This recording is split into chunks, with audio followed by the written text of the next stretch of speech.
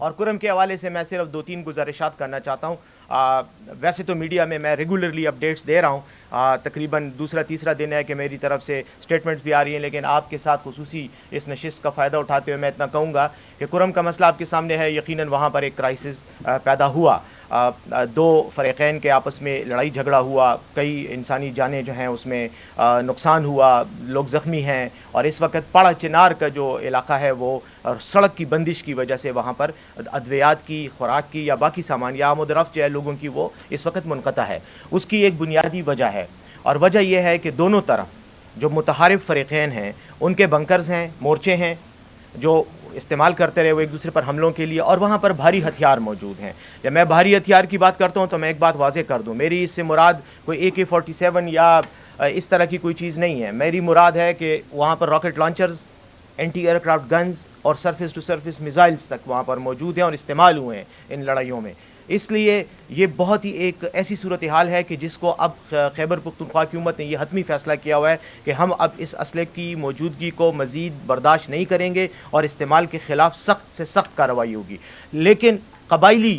حالات، روایات اور جو وہاں کا ایک خاص قبائلی نظام ہے، ہم چاہتے ہیں کہ اس پوری مہم کی اونرشپ یقیناً ذمہ داری حکومت کی حکومت کرے گی، لیکن ہم اس پوری مہم کی اونرشپ بھی چاہتے ہیں کہ جو عوام ہیں وہاں کے، اور خاص طور پر جو متحارب فریقین ہیں، وہ بھی اس کی اونرشپ لیں، تاکہ یہ ذمہ داری ان پر بھی آئے جو اب تک لڑائی میں انوالو رہے ہیں۔ ہماری اسی لیے کوشش ہے، ہم نے گرینڈ جرگہ جو تشکیل دیا تھا اس کو CM صاحب نے کوہاٹ جا کر ان کے ساتھ خطاب کرتے ہوئے ان کو بتایا کہ اب آپ کی ذمہ داری ہے آپ لوگوں سے مل کر اس مسئلے کا وقتی نہیں بلکہ پائیدار، مستقل اور ایک طویل المدتی حل جو ہے اس کے لیے آپ ہمیں تجاویز دیں تاکہ ہم اس کے مطابق کریں، سو دیٹ جب تجاویز آپ کی طرف سے آئیں گی اور حکومت ان کو نافذ کرے گی تو کل یہ گلا شکوہ نہیں ہوگا کہ یہ ہمارے ساتھ کوئی زور آزمائی ہو رہی ہے یا ریاستی طاقت استعمال کی جا رہی ہے۔ ہم نے ان کو یہ موقع دیا ہے اور ہم نے بہت ہی خلوص کے ساتھ یہ موقع دیا ہے، اور ان کے عمائدین نے، رہنماؤں نے یقیناً ہمیں یقین دلایا ہے کہ وہ اس پر عمل کریں گے، اور ہم نے جو ان کو یہ ایک اپرچونٹی دی ہے کہ وہ لوگوں کی نمائندگی کرتے ہوئے ایک فارمولہ پیش کریں، امن کے لیے طریقہ کار پیش کریں، اس پر انہوں نے رضامندی کا اظہار کرتے ہوئے تقریباً پچھلے 9 دنوں سے وہ کوہاٹ میں بیٹھ کر جرگہ کر رہے ہیں اور آپس میں تصفیہ کرنے کی کوشش کر رہے ہیں۔ اب اس میں تھوڑی سی ایک جس کو میں کہوں گا تعطل آ گیا ہے، وہ یہ کہ کچھ لوگ بھاری اسلحہ سرنڈر کرنے سے اس وقت ہچکچا رہے ہیں۔ میں یہ نہیں کہہ رہا کہ انکار کر رہے ہیں، انکار سخت لفظ ہے، انہوں نے انکار نہیں کیا، لیکن ہچکچاہٹ ہے، تھوڑا سا تردد ہے، ان کے کچھ تحفظات ہیں۔ وہ تحفظات انہوں نے انتظامیہ کے سامنے بھی رکھے، وہ انہوں نے جرگے کے سامنے بھی رکھے۔ بہرحال ہمارا نقطہ نظر یہ ہے کہ جب تک، یہ میں حکومتی نقطہ نظر کی بات کر رہا ہوں، کہ جب تک اسلحہ سرنڈر نہیں ہوگا اس وقت تک سڑک نہیں کھلے گی، اس لیے کہ سڑک کی بندش کی وجہ ہی وہاں پر لڑائی کی اور جو ایک دوسرے پر فائرنگ اور حملوں کی وجہ ہے، اور اگر سڑک کھول دی جاتی ہے تو اس بات کا امکان ہے کہ فوری طور پر پھر کوئی حادثہ ہو جائے، پھر کوئی واقعہ ہو جائے اور ایک بار پھر خونریزی کا سلسلہ وہاں شروع ہو جائے۔ تو اس بار یہ ایک حتمی فیصلہ ہے، یہ ایک ڈٹرمنٹ ڈیسیجن ہے کہ ہم اسلحہ واپس کروائیں گے، سرنڈر وہ رضامندی سے کریں گے اور بنکرز کا خاتمہ کریں گے۔ بنکرز کو ہمارے قبضے میں نہیں دیں گے بلکہ خاتمہ کریں گے، تباہ کریں گے، ڈسٹروائے کریں گے، تاکہ یہ مسئلہ ہمیشہ کے لیے ختم ہو جائے۔ Law enforcement agencies, FC، police, Khyber Pakhtunkhwa حکومت کی جتنی بھی عملداری میں جو بھی ہمارے علاقے آتے ہیں اور جو بھی ادارے آتے ہیں، ان کو پھر یہ ہدایت ہے کہ وہ وہاں پر لا انفورس کریں گے اور کسی صورت کے امن و امان کو نقصان پہنچانے والے کے خلاف سخت کارروائی ہوگی۔ لیکن میں یہ سمجھتا ہوں اور میں آپ کی وساطت سے پورے پاکستان میں جہاں بھی وہ لوگ ہیں جو کرم کے اس مسئلے میں دلچسپی رکھتے ہیں، ان سے میری یہ درخواست ہوگی کہ وہ اپنے رہنماؤں پر، اپنے قبائلی جو ان کے رہنما ہیں، ان کے جو مذہبی رہنما ہیں، ان سب کو سے مطالبہ کریں کہ وہ اس مطالبے پر یا یہ جو ایک ڈیمانڈ ہے حکومت کی طرف سے کہ اسلحہ فوری طور پر سرنڈر کیا جائے، اس پر عمل کریں، ورنہ یہ معاملہ طویل ہوتا چلا جائے گا اور جو لوگ عام عوام جو ہے وہ دونوں طرف سے، چاہے وہ اہل تشیع سے تعلق رکھتے ہیں چاہے وہ اہل سنت سے تعلق رکھتے ہیں، وہ ہمارے پشتون ہیں، ہمارے پاکستانی ہیں اور مسلمان ہیں، اور ہم یہ چاہتے ہیں کہ ان کی تکالیف کم ہو سکتا ہے بعض لوگ تحفظات رکھتے ہوں ہمیں ان کے تحفظات کا احترام ہے، لیکن ہم انہیں یہ یقین دلاتے ہیں کہ ہم وہ فارمولہ دیں گے ان کو کہ جس کے ذریعے یہ مسئلہ حل ہوگا، لیکن ان کو بھی ہمارے ساتھ تعاون کرنا چاہیے تاکہ عوام کی تکالیف ختم ہو۔ باقی جہاں تک ہماری طرف سے اقدامات کا تعلق ہے، مکمل طور پر جیسے وزیر صحت صاحب نے فرمایا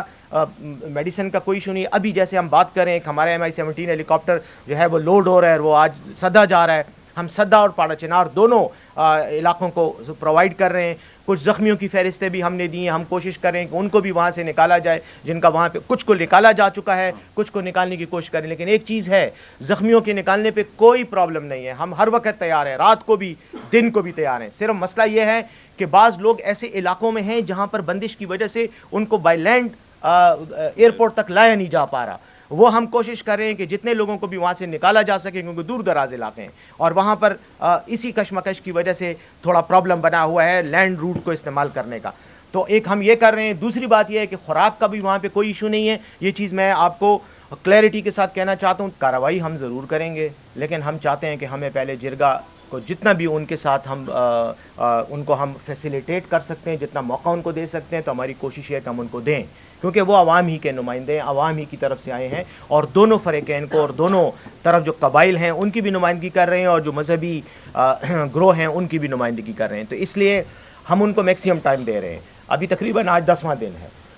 کچھ دن اور ان کو دیتے ہیں، جب وہ ہمیں خود کہہ دیں کہ جی اب ہم راضی نامے کے لیے تیار ہیں اور ہم یہ شرائط جو ایگریمنٹ میں ہوئے ہیں ان کو ہم ایگری کرتے ہیں اور اسلحہ سرنڈر کرتے ہیں، اسی دن مسئلہ حل ہو جائے گا۔ بنیادی طور پر جو پرابلم ہے وہ روڈ کی بندش ہے اور روڈ کی بندش ختم ہو جائے گی۔ لیکن اگر وہ مزید ٹائم مانگ رہے ہیں تو میں یہ سمجھتا ہوں کہ ان حالات میں ہمیں ان کو ٹائم دینا چاہیے، اس لیے دینا چاہیے تاکہ وہ اتمام حجت بھی ہو اور ان کی بھی تسلی ہو کہ ان کو جتنا ٹائم وہ چاہ رہے تھے ان کو دیا گیا۔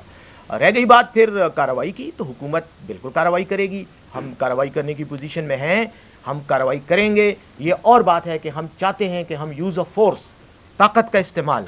ہم کم سے کم کریں، کیونکہ طاقت کے استعمال کے نتیجے میں ہم نہیں چاہتے کہ مزید کمپلیکیشنز پیدا ہوں، لیکن اف گیون نو چوائس تو پھر ہمارے پاس یہ واحد راستہ ہے۔ لیکن ہم ابھی کوشش یہ کریں کہ وہ والنٹیرلی رضاکارانہ طور پر اس مسئلے کو حل کریں، کیونکہ جیسے میں نے شروع میں کہا طویل المدتی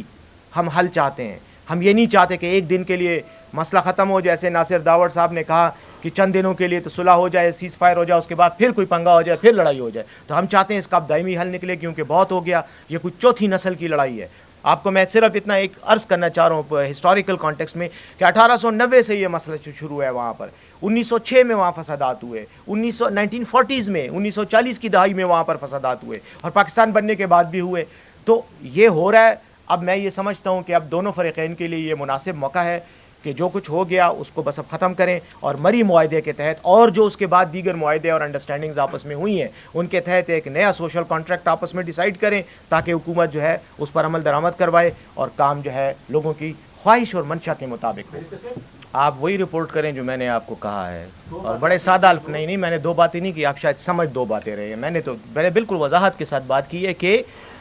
یہی تو مسئلہ ہے نا، ورنہ آج ہم بیٹھ کر یہ پریس کانفرنس یہ پچھلے 1 گھنٹے سے کیوں کر رہے ہیں؟ اسی لیے کر رہے ہیں کہ وہاں پہ ایک پرابلم ہے، قبائلی علاقہ تھا، قبائلی وہاں کا ماحول ہے، قبائلی نظام ہے، ابھی بھی لوگوں کا سوشل جو نظام ہے وہ قبائلی بنیادوں پر ہے، اور وہاں پر ایک فرقہ وارانہ مسئلہ موجود ہے۔ میری حکومت میں نہیں بنا کہ آج جو ہماری پی ٹی آئی کی حکومت ہے ہم نے یہ مسئلہ بنایا، آج بنا ہے، یہ پچھلے 110 سال سے وہاں پہ یہ پرابلم ہے، بلکہ 130 سال سے یہ مسئلہ چل رہا ہے۔ اب اس مسئلے میں یقیناً ٹرائبل ایریاز میں اور ان علاقوں میں اسلحہ لوگوں کے پاس ہے، پھر جب متحارب گروہ ہوتے ہیں ان کے پاس بھی اسلحہ ہوتا ہے، اسلحہ آ جاتا ہے۔ آپ کو پتہ ہے افغانستان کی سرحد تھی،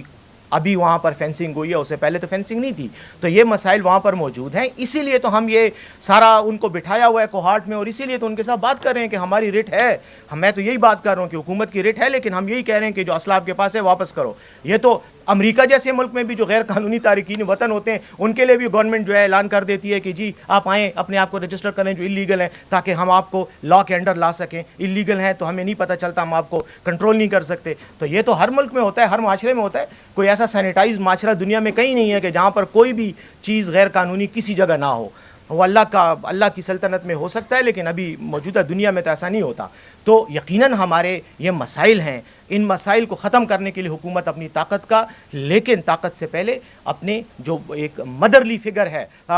فیس ہے حکومت کا، ہم وہ اڈاپٹ کر رہے ہیں. ہم ان کو دوائیاں بھی پہنچا رہے ہیں، ہم ان کو خوراک بھی پہنچا رہے ہیں، ان کے مریضوں کو بھی ایویکویٹ کر رہے ہیں، لیکن ساتھ ہی ساتھ ان کو یہ کہہ رہے ہیں کہ اس سے پہلے کہ ہم طاقت کا استعمال کریں، ریاست اپنی طاقت کا استعمال کرے، آپ والنٹیریلی یہ جو آپ کے پاس غیر قانونی اسلحہ ہے اس کو آپ واپس کریں. جب یہ واپس ہو جائے گا مجھے یقین ہے کہ یہ مسئلہ بھی ختم ہو جائے گا. نہیں ہوگا تو اس کا ڈائریکٹ نقصان لوگوں کو ہو رہا ہے، وہاں کے عام عوام کو ہو رہا ہے، چاہے وہ اہل تشیع ہیں چاہے اہل سنت ہیں. کیونکہ میزائل جب آ کر گرتا ہے وہ یہ نہیں دیکھتا کہ میں جس گاؤں پہ گر رہا ہوں اس میں اہل تشیع کتنے اور اہل سنت کتنے. گولی جب چلتی ہے تو وہ شیعہ اور سنی کا فرق پوچھ کے نہیں آتی آپ کو، وہ آپ کی جسم میں گھستی اور آپ کو زخمی اور یا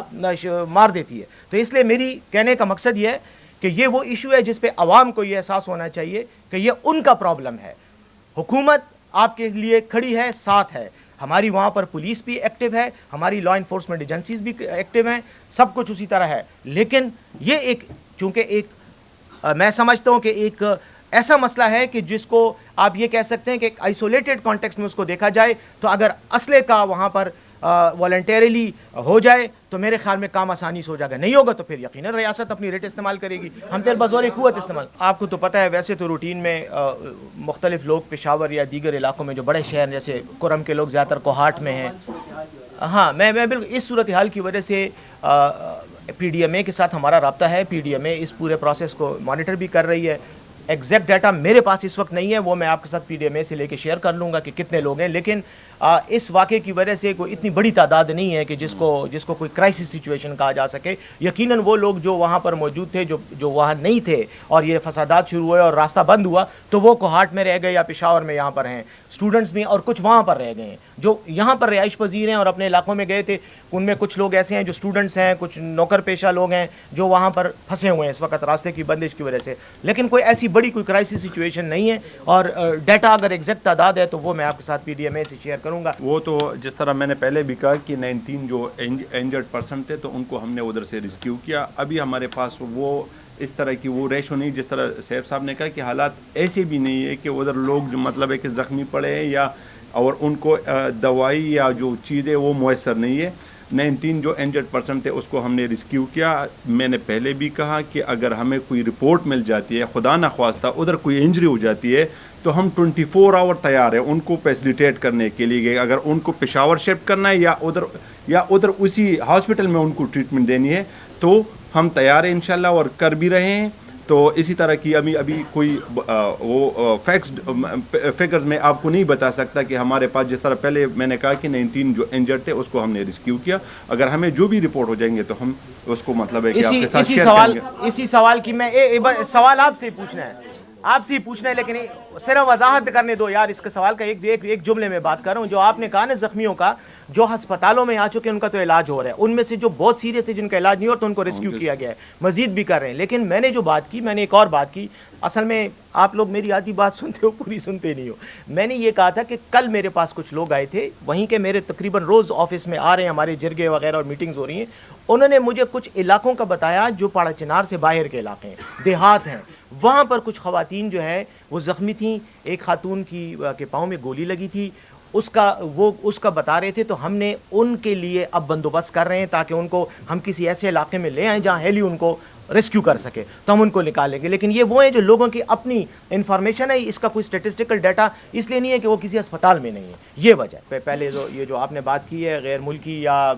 جو بھی ہاتھ ہیں بیرونی مداخلت. دیکھیں جو چیز جب تک اس کی ڈائریکٹ ثبوت نہ ہو تو بندہ اگر میں کوئی ذمہ دار حیثیت میں بات کروں گا تو غلط ہوگا. میں اس کے بارے میں میرے پاس معلومات نہیں ہے. میں یہ نہیں کہتا کہ غیر ملکی ہاتھ ہے یا نہیں ہے، دونوں باتیں نہیں کرنا، نہ کر رہا ہوں نہ ہاں کر رہا ہوں. لیکن اتنا ضرور کہوں گا کہ معلومات ظاہر ہے جو انٹیلیجنس ادارے ہیں یہ ان کے پاس انفارمیشن ہوگی، ان کے ساتھ کنسلٹ نہیں کیا، نہ میں اس پوزیشن میں ہوں کہ میں آپ کے ساتھ کوئی ایسی انفارمیشن شیئر کروں. لیکن اتنا آپ کو ضرور بتانا چاہ رہا ہوں کہ ہاتھ ہو یا نہ ہو، مجھے آپ یہ بتائیں کہ جب آپ اپنے ہی علاقے کے اپنے ہی پشتون پاکستانی مسلمان پر گولی چلاتے ہیں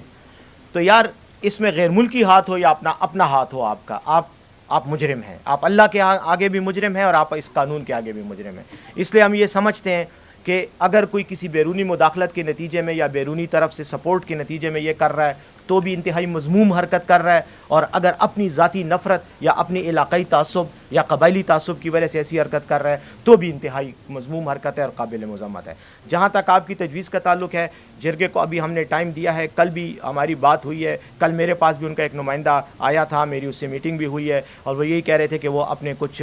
جو ان کے بڑے ہیں رہنما ہیں ان کے ساتھ میٹنگ کے لیے انہوں نے 1-2 دن کا وقفہ مانگا ہے فائنل بات پر، یہ جو اسلحے کی کا سرنڈر کرنا ہے۔ تو ہم امید کرتے ہیں کہ وہ آج واپس جرگہ جوائن کریں گے۔ کل بھی ان کے ایک نمائندے سے ملاقات ہوئی، کمشنر صاحب کی بھی بات ہوئی، باقی جو ہمارے انتظامیہ کے ہیں اور میری بھی، تو ہم نے یہی ان کو کہا کہ آپ جلد سے جلد جوائن کریں، کیونکہ اگر اس طرح ہوگا تو پھر دوسری سائڈ بھی جو ہے وہ بھی پھر سختی شروع کر دے گی۔ ایک سائڈ تیار ہے، دوسری سائڈ کو تحفظات ہیں، اب ہم چاہتے ہیں کہ دونوں کے تحفظات ختم ہوں۔ تو میں سمجھتا ہوں اگر نہ ہوا تو پھر ہمیں یقیناً ایک ڈیڈ لائن دینی پڑے گی، اور اس کے بعد ہم پھر ایکشن لیں گے۔ ہم نے ان کو یہاں تک فیسیلیٹیٹ کرنے کی کوشش کی ہے، کہا ہے کہ آپ ہمیں بتائیں کہ آپ پہلے تو اسلحے کی حوالگی پر سرنڈر پہ راضی ہوں، اور پھر ہمیں آپ ٹائم دیں کہ 5 دن 10 دن 1 ہفتہ کتنا آپ کو چاہیے تاکہ اس دوران آپ سرنڈر کریں۔ اگر اس دوران سرنڈر نہ ہوا تو پھر یقیناً کارروائی کے لیے ہمارے پاس پھر اختیار ہوگا۔